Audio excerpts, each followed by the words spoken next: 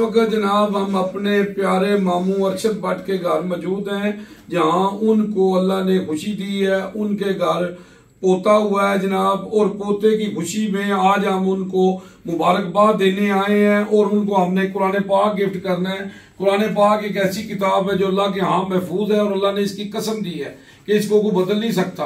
अगर हम इस पर अमल करें तो हमारी जिंदगी बदल सकती है। मैं क्या बयान करूं सल्लल्लाहु अलैहि वसल्लम की शान में, अल्लाह ने सब कुछ नाजिल कर दिया है कुरान में।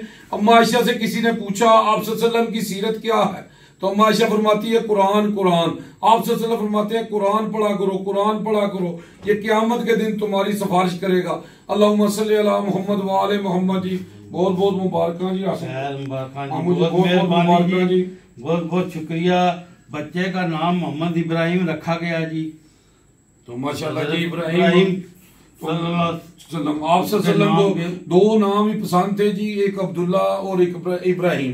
तो जनाब बहुत बहुत मुबारक जी। अल्लाह अल्लाह बच्चे नूं जो सेहत तंदुरुस्ती दे, नेक करे जी।